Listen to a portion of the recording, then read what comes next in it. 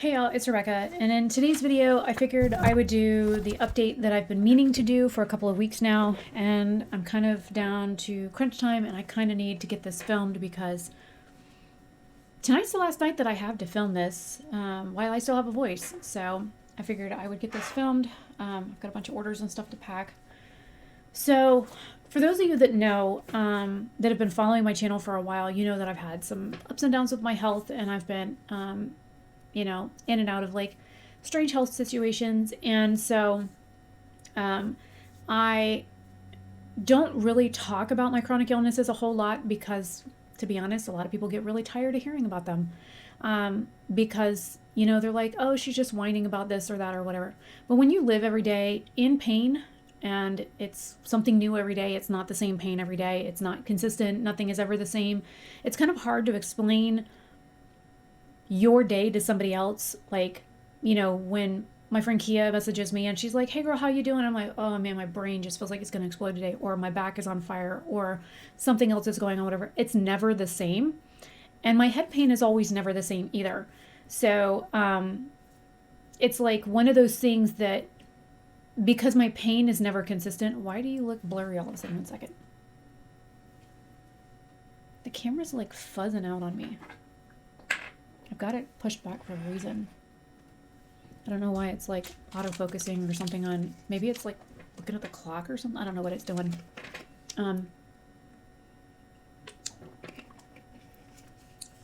So I don't really talk about daily consistent issues that I have on a regular basis. And I'm not going to be doing like rolling my channel intro or anything like that in this video because it's a pretty serious video.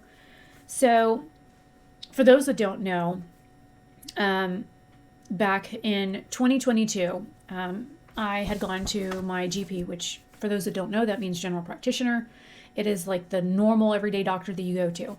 And I said, hey, I don't have a PM&R doctor, which is a pain management type doctor, or a rheumatologist or anything that I'm seeing right now, but I'm looking to get back on something to help control my fibromyalgia pain, which is widespread pain that I have that radiates places. It causes swelling and inflammation and muscle aches and fatigue and all kinds of other craziness. And I have a really severe form of fibromyalgia. I've had it since I was 18. It is caused by PTSD brought on by severe traumatic events due to sexual, physical, and mental abuse that I suffered as a child growing up.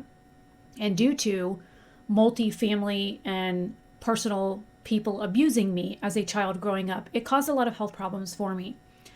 And so I now suffer with a chronic illness that causes widespread pain on a daily basis due to somebody else being inappropriate with me at a very young age. And if you guys want to watch that video, just look up on my channel the abuse history and you guys can watch that video. It's very hard to film, and I filmed that several years ago.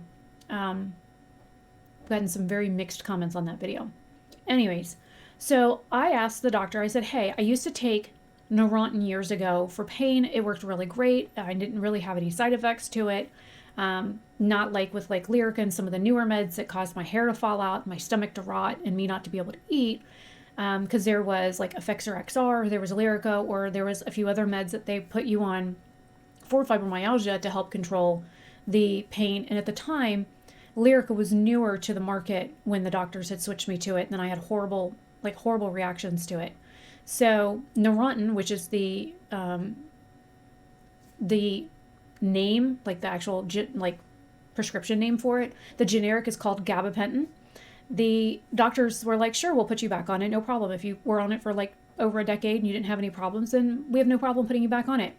So I went back on that medication, and if I look back at like my pharmacy records and stuff, I went back on it in March of 2022.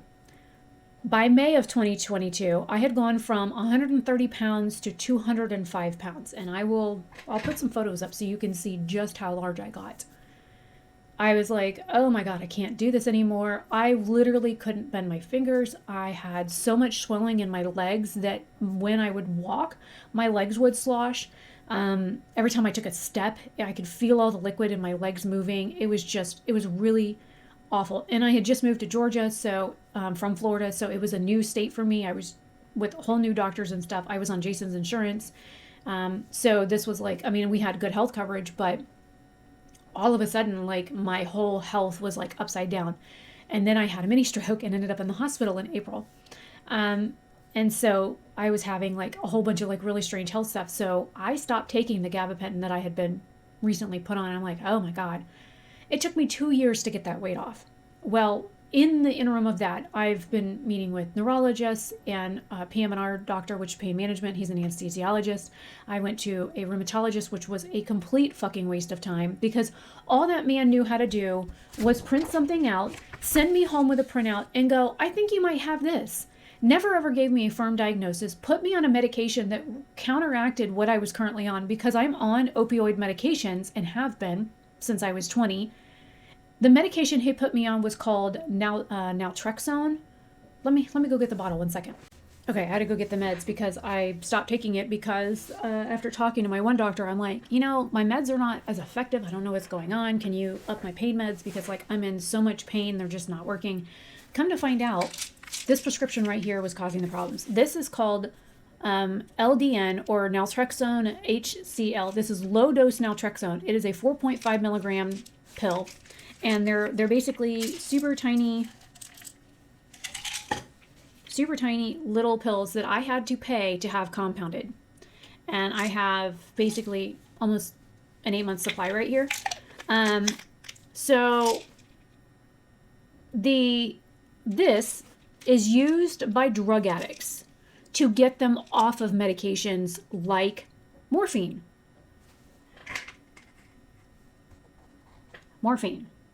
I take morphine every fucking day. Morphine. This is a medication used by alcoholics and drug addicts to get them off of the medications and substances that they are addicted to. This brings people back from meth and heroin and other meds like that.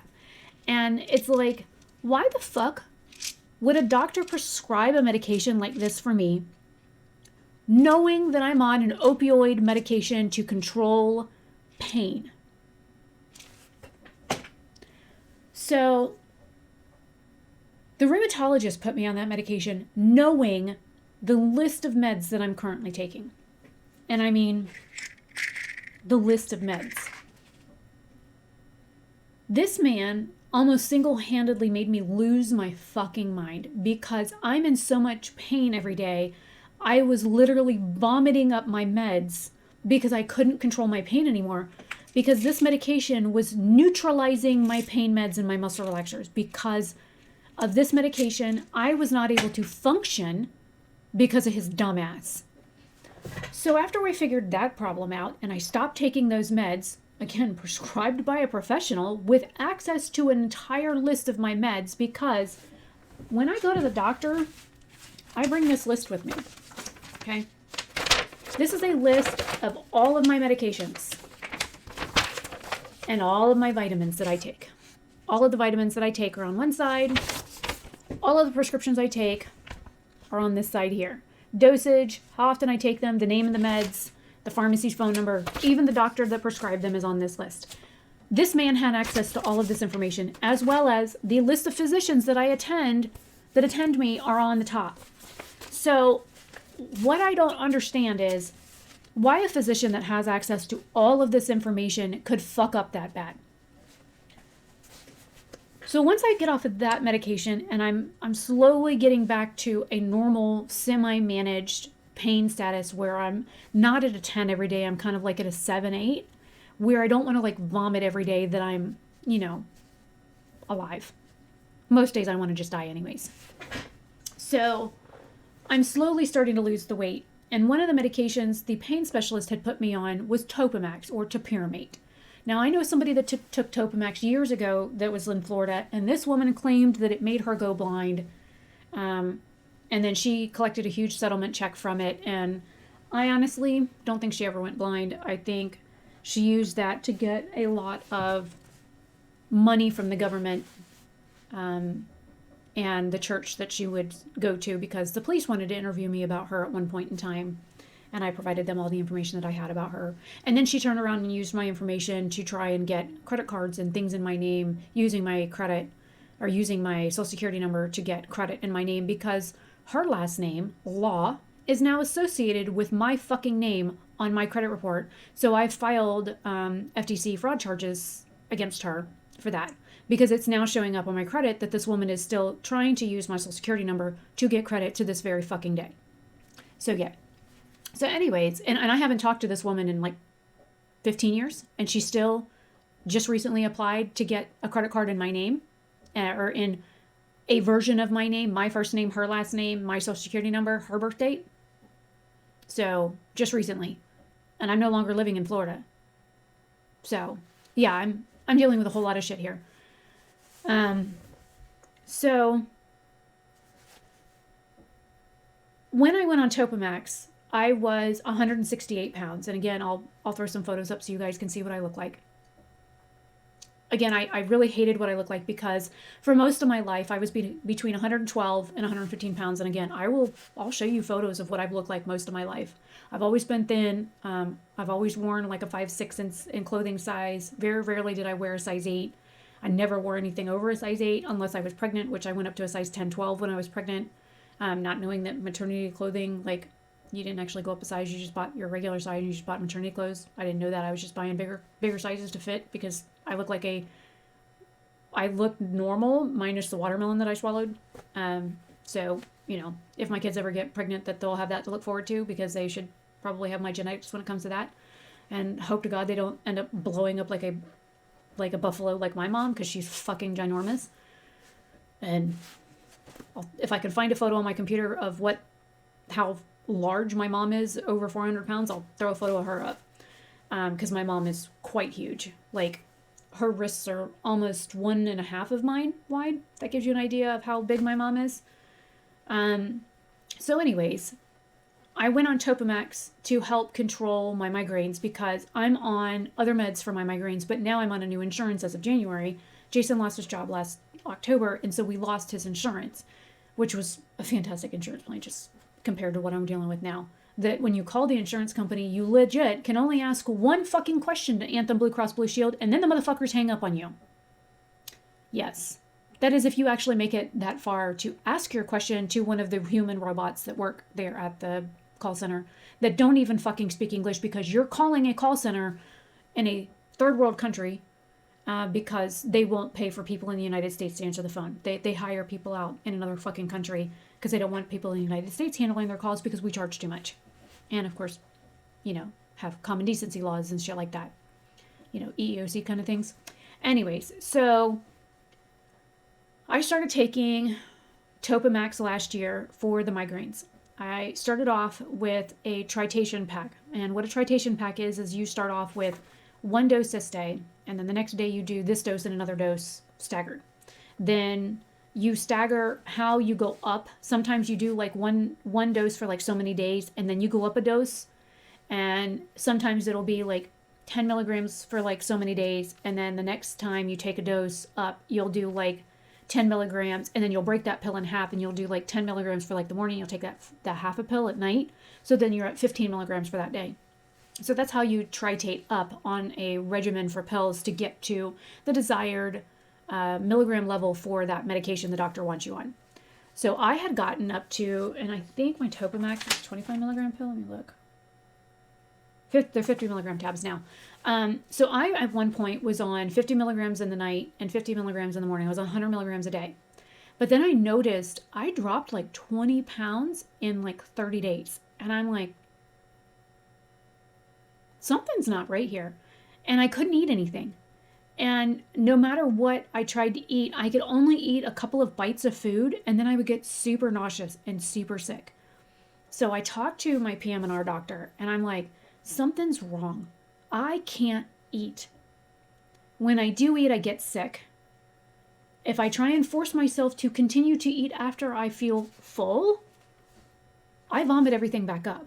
And I don't throw up. I've never had an eating disorder in my life. I've never had an eating disorder. I've never thought I looked fat.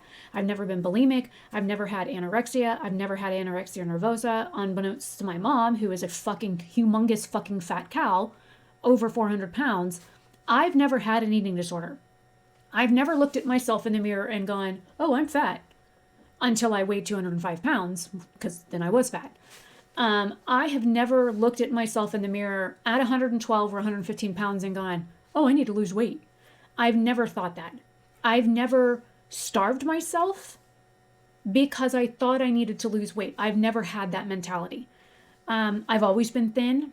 I've always like eaten when I'm hungry. I've always eaten to satiation. I've never like force fed myself. I've never binged eaten. I've never overeaten or forced myself to continue to eat once I felt full. Like, unless it's like one or two more bites. Like, if I have a bowl of cereal and I've got like those little mini wheats running around the bottom of the bowl, and if you don't eat them, they're going to like turn into shredded mush. Like, if there's like two or three of those running around in my bowl, damn right I'm going to eat those little fucks, because who wants to eat mushy cereal? So yes, I'm going to chase them around in the milk. I might even drink some of the milk off so I can find little shits easier. And then I'm going to eat the last little couple ones running around in the bowl. But what I found was I can grab a handful of cereal with my hand and throw it in my bowl of milk, because it seems to work for me. I put milk in my bowl first, and then I add cereal and eat, because I get ADHD, I get distracted, and I'm like, I kind of like wander off and forget about cereal. So I found that if I only add enough cereal and eat when I'm eating at the time, and then put the bowl of milk down, when I'm ready to eat again, I just grab the box of cereal off the floor or off the side, wherever I put it, reach in and grab another little handful of food and throw it in my bowl and eat it until it's gone. I started noticing that after I was on that 100 milligrams a day of Topamax, that I could eat one handful of Frosted Mini Wheats, and it's like those last couple of little scragglers that I'm chasing around the bowl. If I forced myself to eat those, my stomach would be very unhappy with me. And then I would go to bed like 2 or 3 hours later, and I would lay in bed in so much pain, in so much stomach cramping pain, that I would end up getting out of bed anywhere between 3 a.m. and 4:30 a.m. and literally throw up everything. And when I mean everything, I'm even talking about these. These are my night meds. It is 12:28 a.m. when I'm filming this, because I had to work. This was the last day that I could work for the rest of February. It's February 18th right now. But this pill right here, this is my glycosamine, or not glycinate, my magnesium glycinate. This is one of the glycinate pills that I take. This is one of my magnesium complexes. This is a vegetable glycerin tablet. This is a vegetable glycerin tablet. These are supposed to dissolve faster in your stomach than something like this. Let me get it out. That is a coated tablet. So this pill is supposed to dissolve faster than this type of pill, because this has a coating on it which makes this be extended release, which is the same as my morphine. My morphine is extended release. But these types of capsules with a powdered substance inside, which is 3 different types of magnesium, because this has glycinate, citrate, and the one that starts with the letter T, I can't think of it off the top of my head, but it's supposed to help with mental stuff, like with migraines. So I take one that helps with like anxiety and sleep. Citrate helps with like bowel movements and stuff, and then the other one helps with like migraines and stress and stuff. So this one's a, magnesium complex. I was just taking magnesium glycinate at night to help with like sleep and stuff, and it really does help me. But I was finding that when I would go to, like, when my stomach was like done with the food in it, and I would vomit that stuff up like 6 hours after I ate, not only would I puke all that back up, but I'd puke up the pills that I took at 1 a.m. too, and they'd been sitting in my stomach for 3 to 4 hours, and they wouldn't process. So I had what is called a gastric emptying test done last week, and I'll throw up the thing here. I tested at the low end of normal. So now I'm going in tomorrow morning for biopsies and one of these. Yeah. Here's my paperwork, if you don't believe me. There's my name. There's the time. And they're going to knock me out for it. And I had until midnight to eat, and I ate as much of my soup as I could. There's like, I started off here, and that's how much I was actually able to eat. That's it. And this is the broccoli and cheddar soup. And I had 3 grapes in here. As you can see, there's 1 left. I ate 2. And I had a couple of crackers. Had a little thing of crackers here. I had 3 crackers total. So I had this much soup. My Gatorade is about right here in the bottle. So I had that much Gatorade to drink. I had coffee earlier. I had that much soup. I had 3 crackers and 2 grapes, and that's all I've had to consume all day. And I can't eat anymore. Not just because I'm having this procedure done tomorrow morning, to find out why I can't eat food and why I can't digest food and why I can't keep food down. But also because I'm so overfull right now, I'm in pain. And if I do try and eat anymore, I know when I go to take my meds in 30 minutes that I'm going to vomit everything back up. And it's not going to be worth it. So this will be the second one of these I've had done. The doctor thinks I have gastroparesis. And I'm going to stand up now so that you can see just what I look like. I have dropped so much weight so quickly, my ass deflated. And I'll show you what I look like at this weight before. I'm 115 pounds right now. This is what I looked like at 115 pounds, just to give you an idea, before I stand up. Because I feel deflated everywhere. My chest is sunken, my arms are shrunken to nothing, my legs are fucking toothpicks, my ass is completely gone, my back is nothing but bones, and I can't eat. I cannot fucking eat on a regular basis. I go almost every day, and I might eat once, and I might even eat enough to fill the palm of my hand, and that's about as much as I can put in my stomach and actually keep down on a daily basis. And I printed out all the information for gastroparesis and diets and what to do when you have gastroparesis and how to change your eating for it. Like what to do, what dietary things should you eat, what you should eat versus stay away from. I will leave some of the research that I did in the comments, like in the description box below, because when I came home and Angela, my doctor, and yes, I call her Angela. I mean, she's my age. We kiki at the damn doctor's office, okay? I feel like she's more my friend. You know, granted, she's a doctor, but she's like a peer and, whatnot. And I think she's fabulous. So, and she calls me Rebecca and I call her Angela. So, but like, when she saw me in October and she said, Rebecca, what the hell? And at that point, I was still I was 138 pounds when I saw her in October. She's like, you look like a freaking teenager. What happened? And I said, well, I mean, I'm back down to my Georgia weight. I mean, this is about what I weighed when I moved to Georgia. And then when she saw me in January at 116 pounds, she said, holy shit, Rebecca, what happened? And I said, well, now you know what I look like for at least 35 years of my life. She's like, what happened? And I said, I can't eat anything. And I don't know what's going on. And I mean, stress could be the cause of some of this stuff because my house caught on fire in January. And we were without heat for 5 days. And Jason still doesn't have a job. And I'm killing myself at work. And we're trying to sell our house. And then I keep having to push that back. And just all this other shit is piling on me. And I feel like I'm the only one doing anything around here because basically I am. And I've got all this weight on me. And I have zero fucking help. And when I do give a list for help, I get zero results. And she's like, yeah, but stress doesn't cause this. Tell me a little bit about more about what's going on. Because back in October, I had some CTs done because I have this sharp abdominal pain in my lower right quadrant of my abdomen that was very sharp and it's like stabbing. And I still have sharp stabbing pains there. But when they did the CT scans back then, the radiologist basically said, oh, she's full of crap. So that, that's what it is, that she's just backed up and she's in pain because of that. And we're just going to write it off as that she's got, she's got IBS-C and that's basically what it is. She's just backed up. Even doing colon cleanses and that kind of stuff, even going on medications, which is Cascara Sagrada, which is actually a vitamin that helps like keep things regulated. It's like a kind of like palm substance. Even taking that to keep things moving and drinking coffee regularly to keep things moving, even knowing that I have regular movements because I do have IBS-C, I've had it since I was a kid and didn't even realize it, that I'm still having the abdominal stabbing pains that I've had for months now.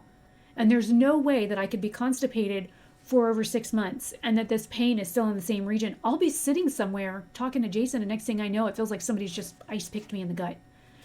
And that's not normal, which is what the testing is about tomorrow, to find out what the fuck is going on. So let me stand up really quick. I'm going to move the camera. I'm going to stop the recording for a second so I can reposition the camera so I can actually stand up and like walk a distance so you can actually see what the fuck I look like now. I am literally a walking skeleton right now. A walking skeleton. And no, I don't look good like this. If you think I look good like this, and there's something mentally wrong with you, because I look ill. I do look ill. And this is not healthy in any way, shape, form, or appearance. And this is not what you should aspire to look like in any way ever.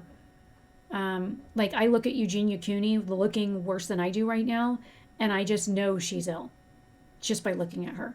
And I never want to look like Eugenia Cooney anyways, because the girl is ill and probably more mental, physically, mentally, everything. And her mom's like a controlling psycho, but people aspire to look like that. And I don't think that that should ever be the norm. Like I look like the way that they wanted us to look in the 90s and 2000s. All the cover models were like supposed to look like this, and they thought that this was okay, and it's not fucking okay, because I feel horrible all the time, and it's not okay. So let me set up the camera so that you can see me at a distance, and I'll start recording again. All right, so I'm standing up. I'm gonna come back over here. Hopefully you guys can still hear me. So I'm standing up all the way. These are my legs. Trying to show you things without showing you things.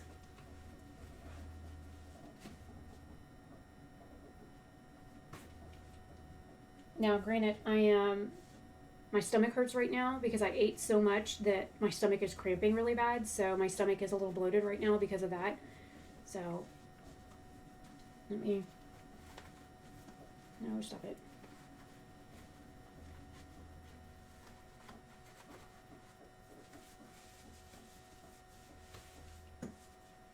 Hair stuck in my pants. I can feel it. There you are.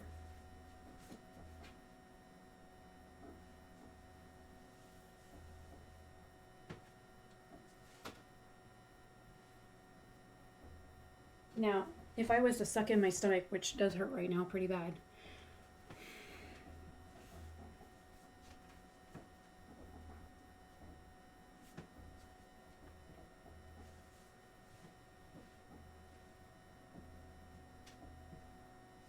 but like even my arms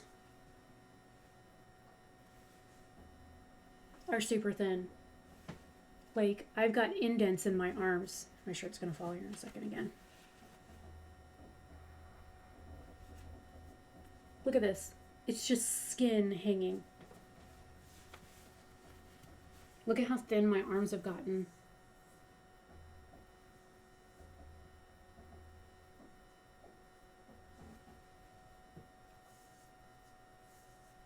Like this isn't normal.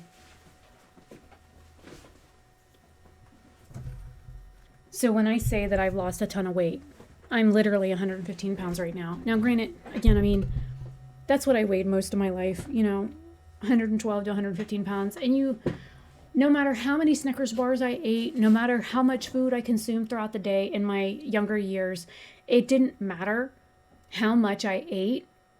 I still couldn't put on weight when I was younger.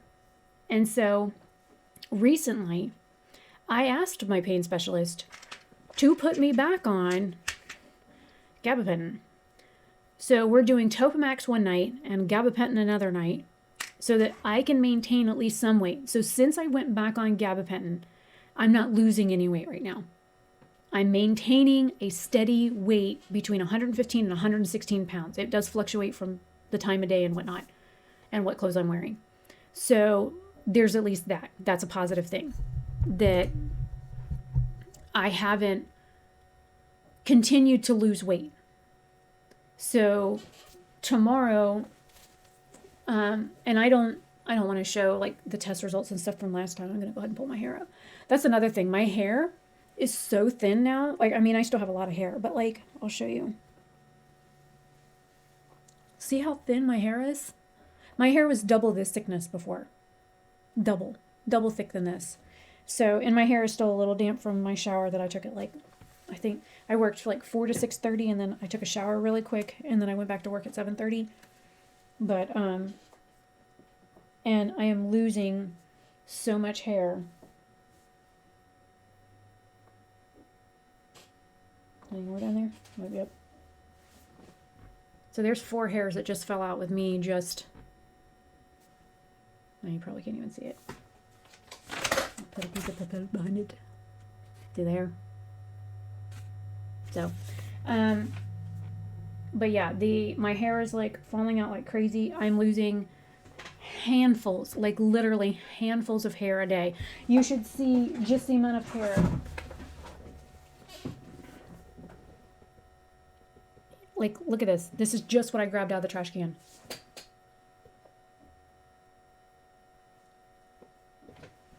And this is just like what I pick off of me and throw in the trash can that I find like touching me and stuff. I'm like, get it out.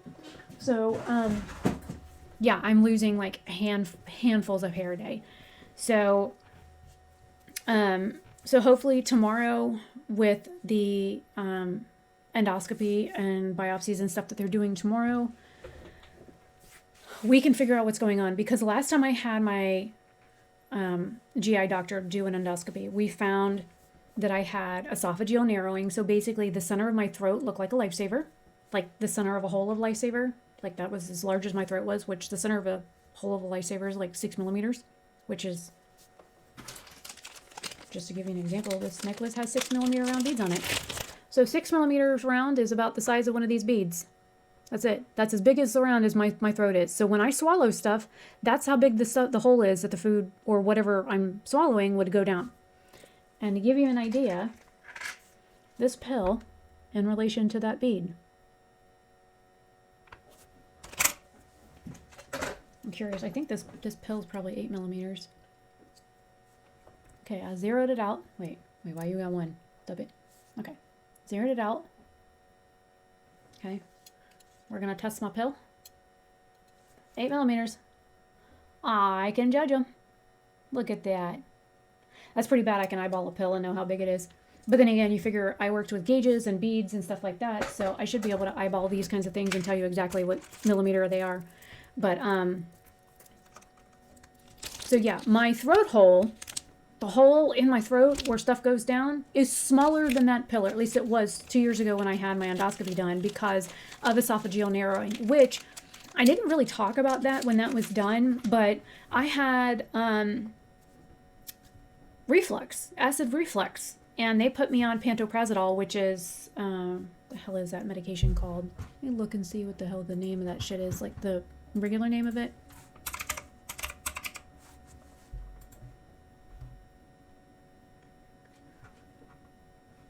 Protonics. That's the brand name for it, Protonics. So, I had no idea I had acid reflux.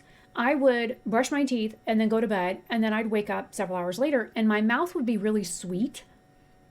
And I just thought it was like residue from me brushing my teeth. Angela explained to me that, after like an hour and a half, our mouth is already flushed out, the toothpaste and stuff from us brushing our teeth. So there's no way that our mouth would still be sweet that long after resting. So after you've been asleep or resting for more than 4 hours, there's no way your mouth would be sweet from your toothpaste. And usually when you have severe acid reflux, when you're severely thirsty, which I was always really thirsty when I woke up, and your mouth was sweet, those are indicators for acid reflux. And I had no idea. I didn't even know I had acid reflux because, my dad always used to talk about, having heartburn and this and that, and staying away from like red sauces and stuff. And red sauces have always upset my stomach anyway, so I always stayed away from them for the most part. I've always been kind of an Alfredo girl anyways. But like, I didn't know that I had acid reflux. So I found that out from my first GI test. And then I also found out that I have what is called a hiatal hernia, which is where, let me grab a little thing, because there's actually a handy dandy little chart in here. Okay, where is the stomach? Okay, so in here, you see this like line up here going across, that's your diaphragm. And then down here, is your stomach. When you have a hiatal hernia, what really happens is your stomach ends up coming up through this hole and ends up here. which is where it's not supposed to be. That's what they call a hiatal hernia, which means basically part of your stomach is up above your diaphragm, and it's usually just a small portion of your stomach, which in my case is about half of a fist, quarter of a fist above my diaphragm where it's not supposed to be. Now, it's been said that you can actually do like certain exercises and stretches and stuff like that to kind of like get it to go back down. And there was this one lady that I was watching who was saying that if you have a hiatal hernia, that if you like sit in your chair and you sit upright, you put one arm down below your chair, which is kind of hard to do when you got an armrest, but you do like one arm stretch and then you like stretch up and like, you know, do the whole like finger stretch thing. And then you put the other arm opposite and you're like doing the stretch and reach and breathe thing. And then you do deep breaths in and out, and then you switch arms and you do that like every day, every day. For, you know, for an extended period of time. What it can do is as you're doing deep breathing, it allows for the diaphragm to open up enough and allows for your stomach to kind of slip back through that opening. And so I have been doing that for a while. So I'll be interested to see if doing any of those exercises that I found through YouTube videos was enough to move any of my stomach back below my diaphragm, to see if that helped at all. Because honestly, with how I feel, I can still feel food up here. And I'll even reposition again and show you. Okay. So when I slouch, of course, you got under boob. I have stomach that when, like even as early as last year, let me point this down just a hair. You can see my tummy area. Okay. So see how I have this line here? I have line there. This is actually my natural waist when I like slouch. This is my waist. I'm high-waisted. But I have a line here as well. It's like a meridian line.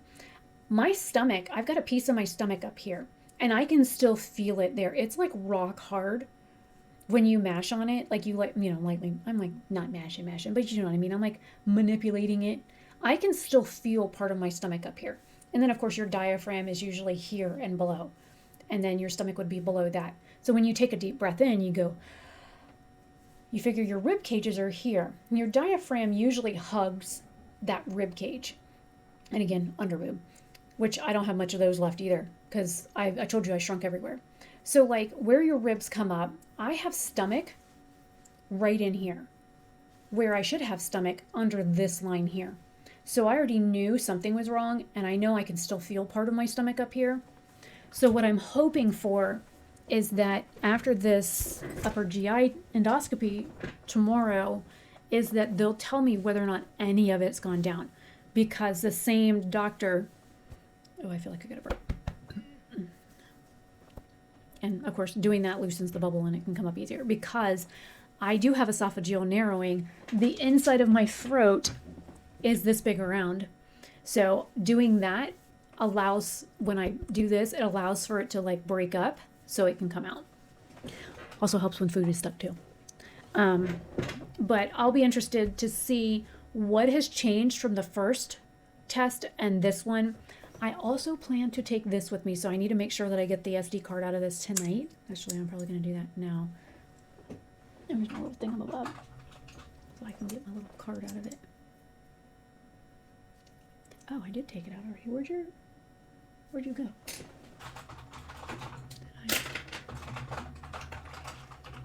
Oh, I did, didn't I?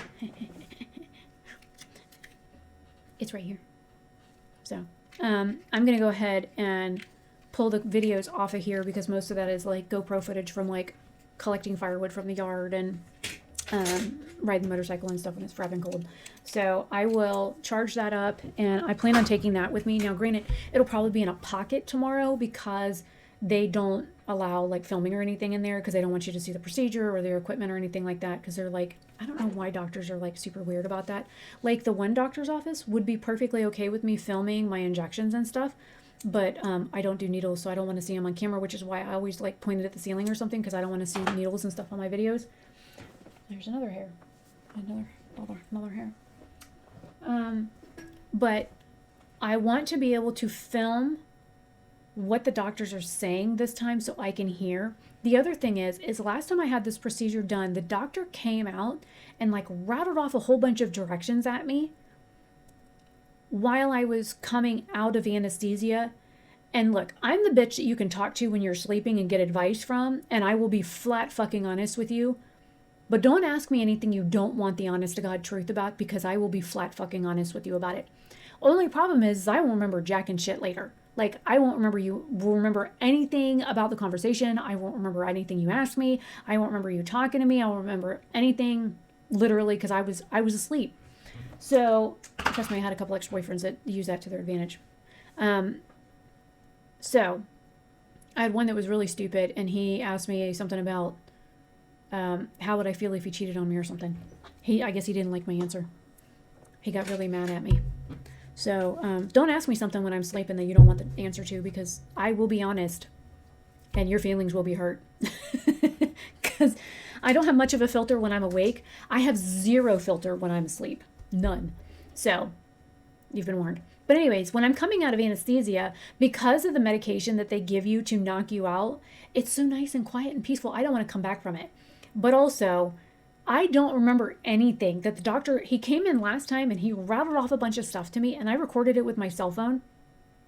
Don't ask me what he said. Number one, he's Indian. I don't know what the fuck he's saying anyways, because I have a very hard time understanding Indian English, like Indian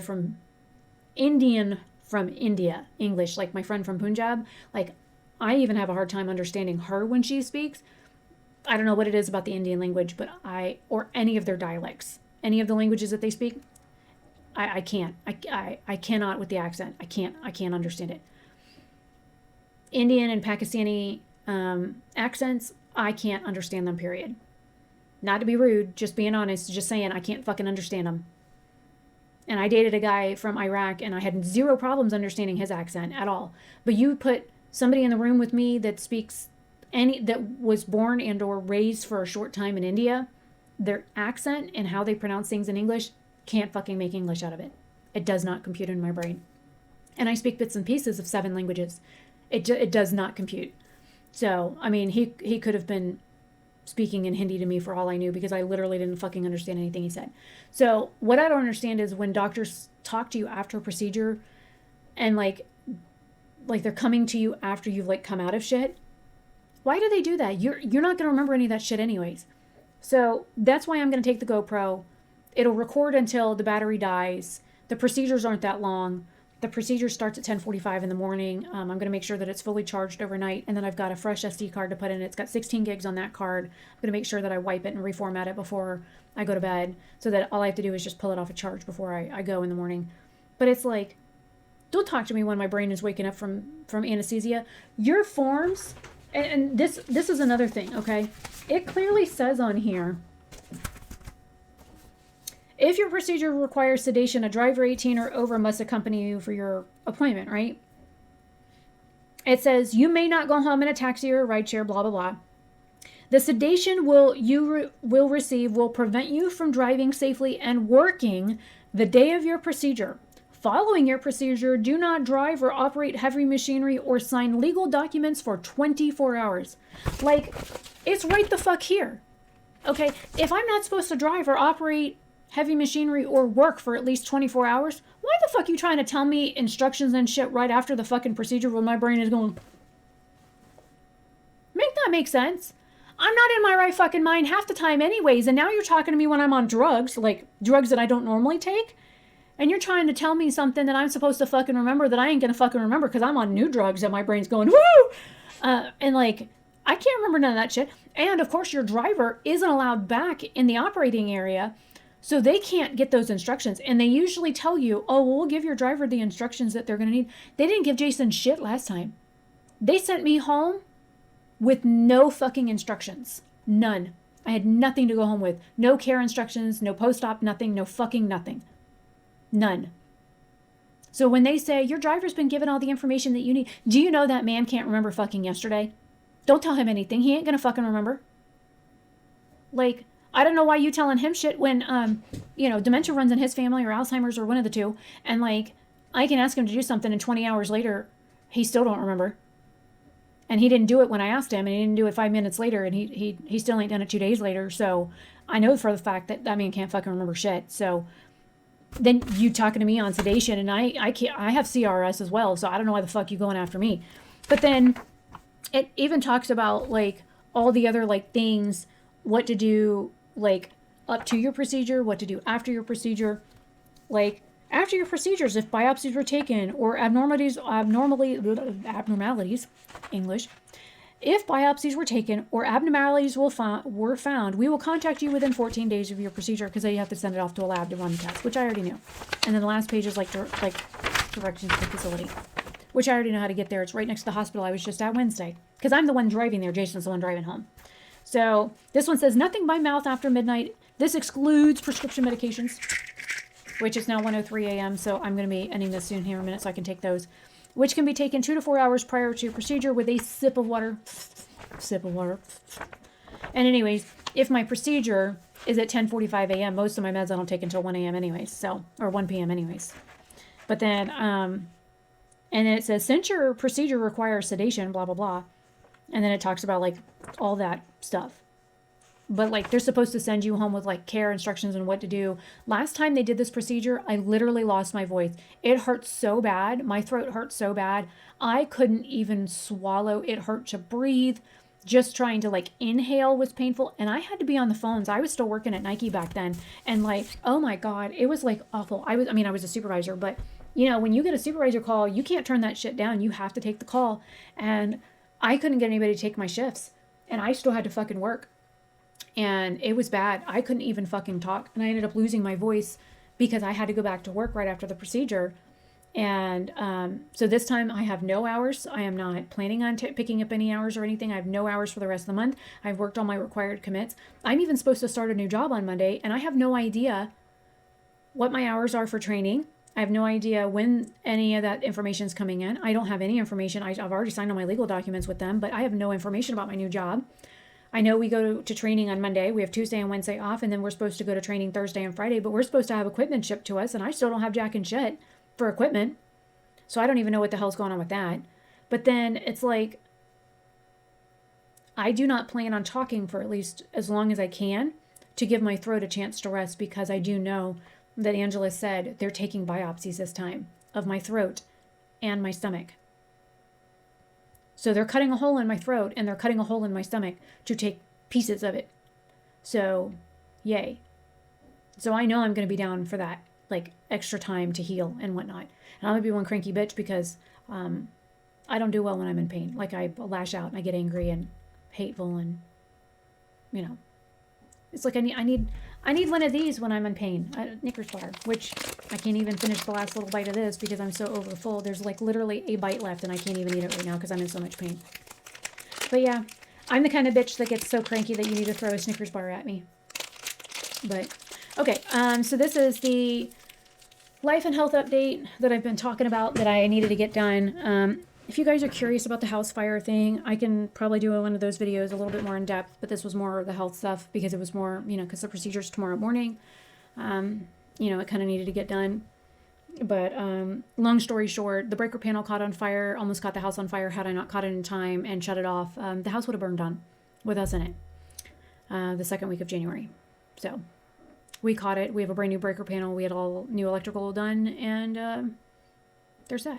And then a week after that, the plumbing backed up in the house because the people that owned this house before us flushed their fucking wipes, wet wipes and stuff down the toilet, which you should never flush those things because they're not biodegradable.